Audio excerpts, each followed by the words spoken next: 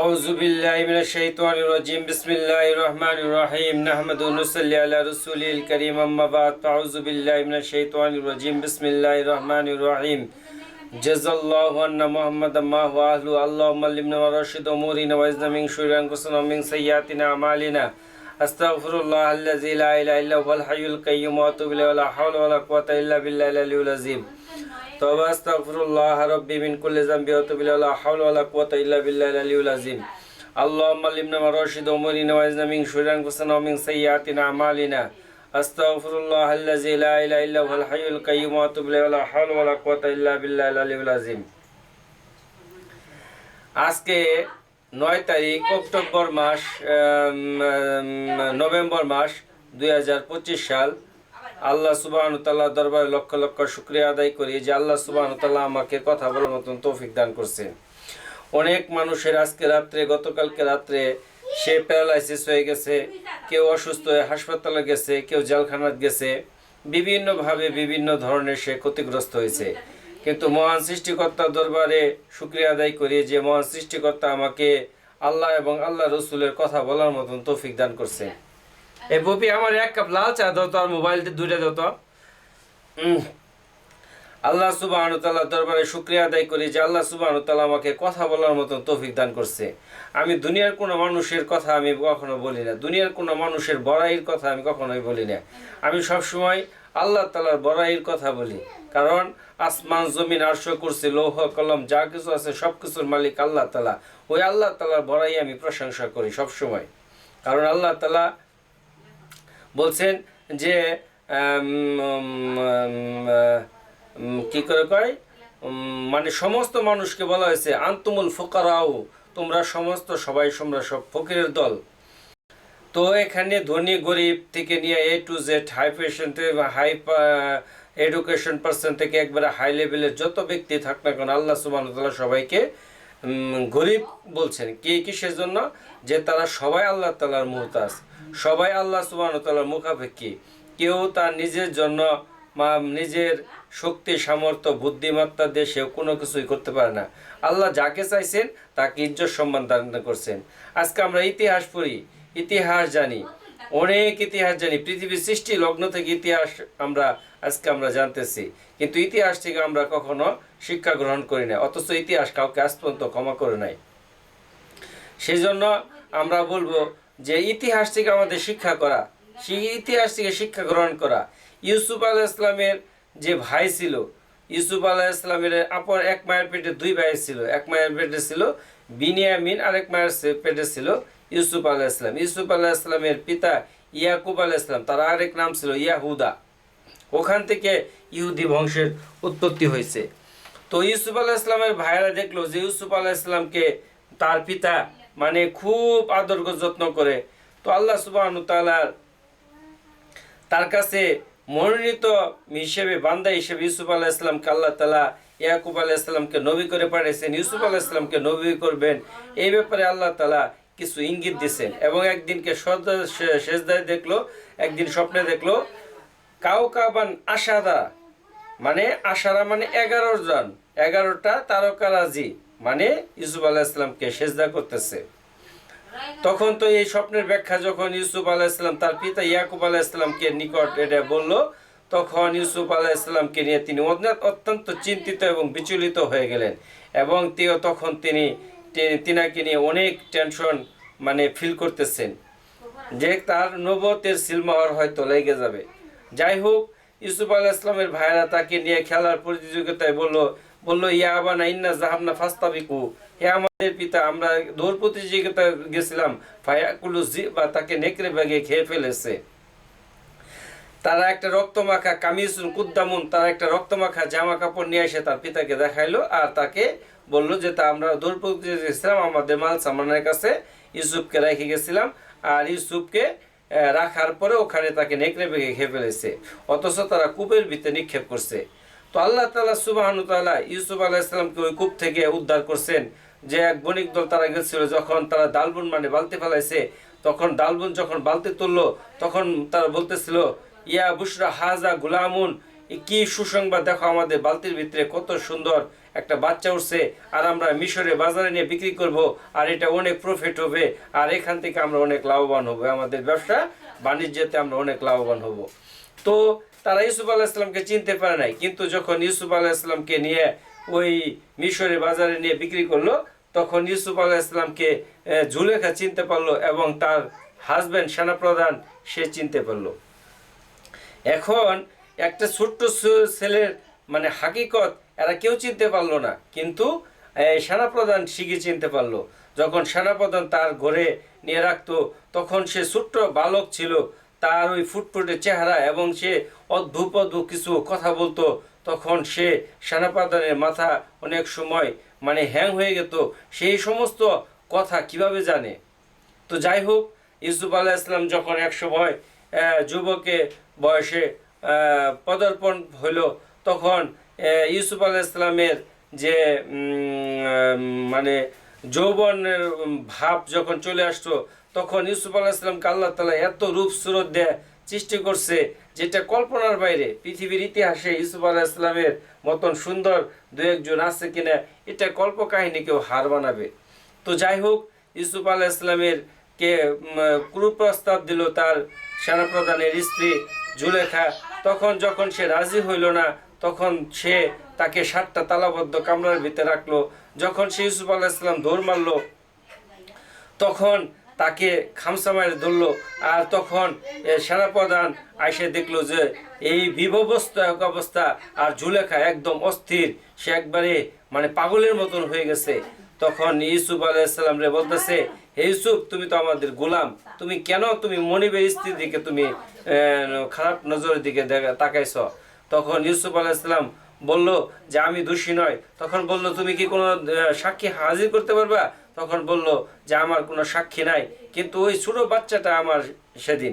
কিন্তু সেদিনকে ইউসুফ আলাইহিসসালামের কি করে জুলেখার যে ফুফাতো বোন ছিল, তার যে বাচ্চা ছিল, ছোট বাচ্চা, সম্ভবত তার নাম আয়ান না কি জানি একটা নাম ছিল, যে সে এটার সাক্ষী দিবে।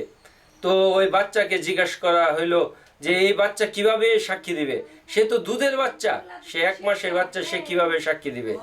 তখন ওই বাচ্চা নিয়ে আসা হইলো। সে বলল, বাদশাকে বলল, সেনাপ্রধানকে বলল, যদি ইউসুফের জামা সামান দিয়ে ছিঁড়ে থাকে তাহলে ইউসুফ দোষী, আর যদি পিছন দিয়ে ছিঁড়ে থাকে তাহলে জুলেখা দোষী। তো ওই সেনাপ্রধান দেখলো যে ইউসুফের বাচ্চা মানে জামা পিছন দিক দিয়ে ছিঁড়ে, তখন বলল যে মেয়েদের চক্রান্ত অত্যন্ত খুব ভয়াবহ। যাই হোক, তো ইউসুফ আলাইহিসসালামকে ওই সেনাপ্রধান চিনতে পারলো, ওই জায়গার যে বাদশা ছিল আমিন হুতেব, সেও চিনতে পারলো। তো এক সময় তাকে জাজিরা কারাগারের বিরুদ্ধে 7 বছর জুলেখা রাখলো, অমানসিক টার্চারি, অমানসিক নির্যাতন তাকে করতে থাকলো। এক সময় তাকে একটা স্বপ্নের ব্যাখ্যা বলে দিল, আর সেখান থেকে তাকে নিয়ে আসা হইলো, আর সে তাকে খাদ্যমন্ত্রী বানানো হইলো। এক সময় তাকে মিশরে বাদশা বানানো হইলো। তো আল্লাহ তাআলা সবকিছু পারেন। আল্লাহ তাআলা চাইলেন রাজাকে ভিখারি বানাইতে পারেন, ভিখারি থেকে রাজা বানাইতে পারেন। ফেরাউনকে আল্লাহ তাআলা এমন বাদশাহী দিছিল, মিশরের বাদশাহী দিছিল, সে ফারাও সম্রাট নামে উপাধি পাইছিল, কিন্তু তার ইতিহাস ঘাটলে দেখা যায় সে এবং তার যে মন্ত্রী ছিল হামান, তারা 2 জন ছিল তরমুজ ব্যবসায়ী।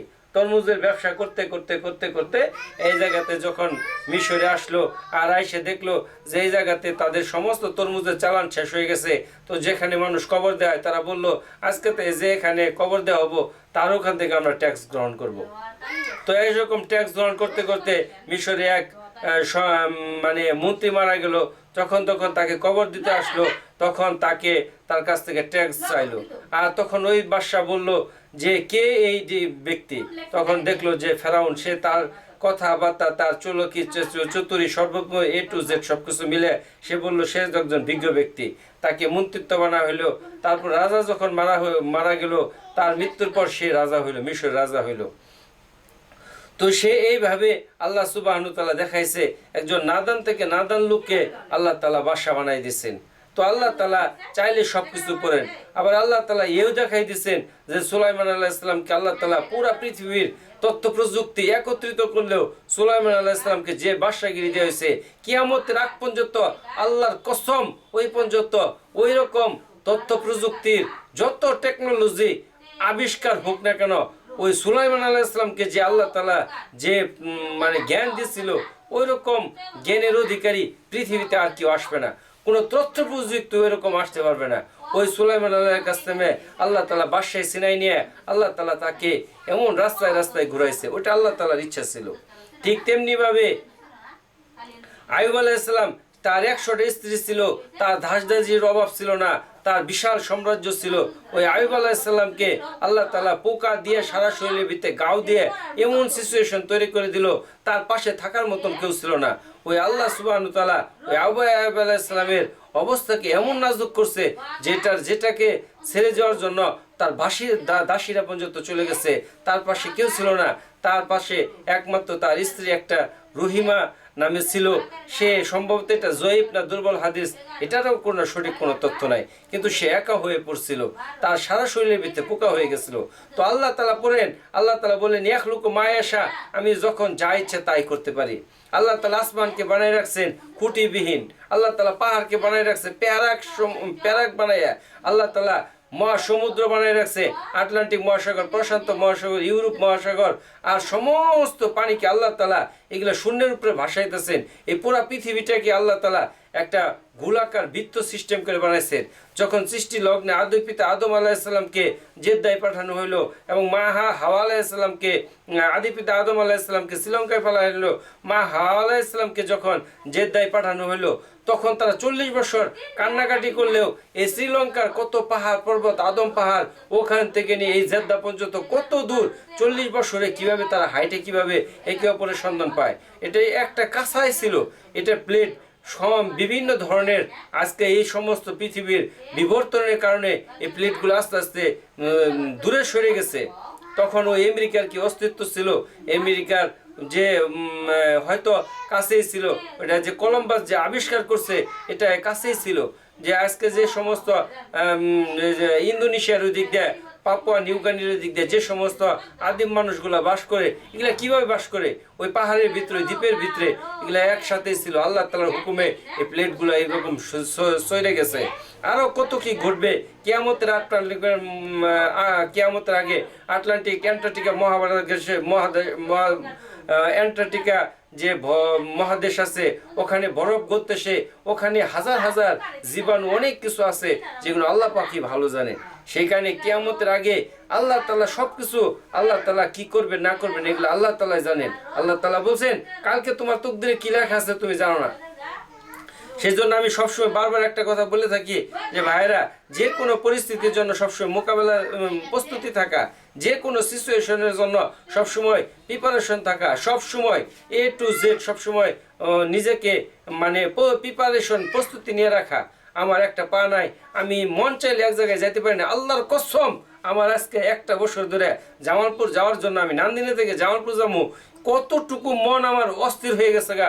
আমার বড় ছেলেটা চলে যাওয়ার পরে, সে প্রবাস জীবনে যাওয়ার পরে আমি মানসিকভাবে এতটুকু নিজেকে মানে কখনোই তার ছেলের কথা আমি বলতে পারতেছি না, কিন্তু আমার জামালপুর পর্যন্ত যাওয়ার মতন মন মানসিকতা কখনোই আমার হইতেছে না। মানে এতটুকু আমি মানে নিজেকে আনইজি ফিল করতেছি। এটা কে করাইতেছে? আল্লাহ তাআলাই করাইতেছে। ওই আল্লাহ তাআলার কাছে চোখের পানি ফেলাইতেছে, আল্লাহ তুমি আমাকে ওই আমার ছেলে থাকতে যে মানসিক আমি একটা টেন্ডারসি কাজ করছি, হ্যাঁ বাবা, যে ফিলিংস কাজ করছি, হ্যাঁ, যে ইটা কাজ করতেছি, আল্লাহ তুমি ফেরাই দাও, তুমি সবকিছুর মালিক। হ্যাঁ বাবা বলো, হ্যাঁ স্যার, যে আল্লাহ তুমি আমাকে সবকিছু ফেরাই দাও, তুমি সবকিছুর মালিক, তুমি ছাড়া কোনো ইলা নাই, তুমি ছাড়া কোনো সাহায্যকারী নাই, তুমি ছাড়া আসমান জমিনে আমার কোনো মানে কেউ নাই। আল্লাহ তুমি একমাত্র সবকিছুর মালিক, তুমি আমাকে সাহায্য করো। সবকিছুর মালিক, A to Z সবকিছুর মালিক তুমি। যত কিছু আজকে দুঃখ ঘটনা যা কিছু ঘটতেছে সবই আল্লাহ তাআলার ইশারায় ঘটতেছে।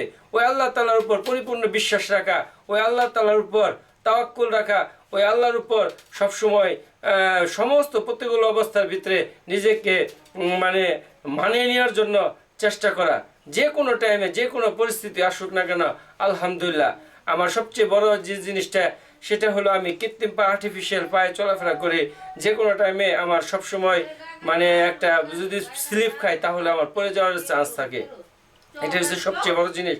আর ক্রেজ দিয়ে ওরকমভাবে সবসময় চলাও যায় না, যেটা মানে স্বাভাবিকভাবে আসলে এই জীবনে আমি অভ্যস্ত ছিলাম না, আমি এই জীবনে অভ্যস্ত ছিলাম না, যার পরিপ্রেক্ষিতে আল্লাহ তাআলা আমাকে পাঠাইছে। এটা আল্লাহ তাআলা একটা পরীক্ষা করতেছে আমাকে। আল্লাহ তাআলা বলছেন ওয়ালানাবলুন্নাকুম বিশাইইন মিনাল খাউফ ওয়াল জুই ওয়া নাকসিম মিনাল আমওয়াল ওয়া আনফুসি ওয়াস সামারাত ওয়া বাশশিরিস সাবিরিন আল্লাযীনা ইযা আসাবাতুহুম মুসিবাতুন ক্বালু ইন্না লিল্লাহি ওয়া ইন্না ইলাইহি রাজিউন। আল্লাহ তাআলা অবশ্যই আমাকে এগুলা পরীক্ষা করতেছেন। আর এই পরীক্ষার অবশ্যই আমি যদি বলি যে নিশ্চয় আল্লাহর জন্য ইন্না লিল্লাহি ওয়া ইন্না ইলাইহি রাজিউন, আমার এই রাজপ্রাসাদ বাড়ি থেকে আমি এখানে ভাঙ্গাচোরা ঘরের ভিতরে এখানে থাকি, কেন থাকতেছি? এটাই আল্লাহ তাআলার ফয়সালা ছিল, এটা আল্লাহ তাআলা আসমানে লিখে রাখছে। ওই আল্লাহ তাআলার ফয়সালাকে আমাকে মেনে নিতেই হবে। ইচ্ছায় মেনে নেই, অনিচ্ছায় মেনে নেই, জোরপূর্বক মেনে নেই, অথবা পরিস্থিতির ইয়েতে মেনে নেই, সবকিছু আল্লাহ তাআলার ইচ্ছা, সবকিছু আল্লাহ তাআলার ইচ্ছা। সেখানে আমার এই জান মাল যা কিছু আছে এভরিথিং A to Z সবকিছুর মালিক আল্লাহ তাআলা। ওই আল্লাহ তাআলার উপর নিজেকে আত্মসমর্পণ করা, ওই আল্লাহ তাআলার কাছে নিজেকে ভরসা করা, ওই আল্লাহ তাআলার উপর পরিপূর্ণ বিশ্বাস রাখা যে আল্লাহ তাআলা আমার রব, আল্লাহ তাআলার হুকুমকে মানা, আল্লাহ তাআলার হুকুমকে আমার জীবনের ভিতরে ফিট করা, আল্লাহ তাআলার সত্য কথা মানুষের সামনে প্রচার এবং প্রসার করা। তো আমার এই ইউটিউব চ্যানেল এমডি রুকনুদ্দিন, পাশে থাকা বেল আইকনটিকে ক্লিক করে দিবেন এবং ফেসবুকে শেয়ার করে দিবেন। সব সময় আমরা যে যেখানে থাকি না কেন, দূর দোকান থেকে যেখানে থাকি না কেন, প্রতি মুহূর্তে আমরা আল্লাহ তাআলার উপর ভরসা করব, আমাদের নবী মুহাম্মদ সাল্লাল্লাহু আলাইহি ওয়াসাল্লামের প্রতি বেশি বেশি দরুদ পড়ব এবং বেশি বেশি নিজের গুনার জন্য ইস্তেগফার করব এবং সর্বোপরি সর্বপ্রকারের উম্মতে মুহাম্মাদের জন্য দোয়া এবং মাগফিরাত করব।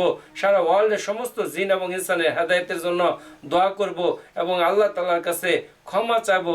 আল্লাহ তাআলা সবচেয়ে দয়ালু এবং আল্লাহ তাআলা ক্ষমাশীল। আমার কথার ভিতরে স্লিপ অফ টাং কাইন্ডলি ভুল হলে আমাকে ক্ষমার দৃষ্টিতে দেখবেন। আমার নাম মোহাম্মদ রুকনুদ্দিন, নান্দিরাজা বাজার, জামালপুর সদর থানার অধিবাসী, বাংলাদেশ আমার দেশ। আজকে 9 তারিখ নভেম্বর মাস 2025 সাল। আসসালামু আলাইকুম। দূর দূরান্ত থেকে, যেখান থেকে, বিদেশ থেকে যারা আমার ভিডিও দেখতেছেন সবার প্রতি আমার সালাম।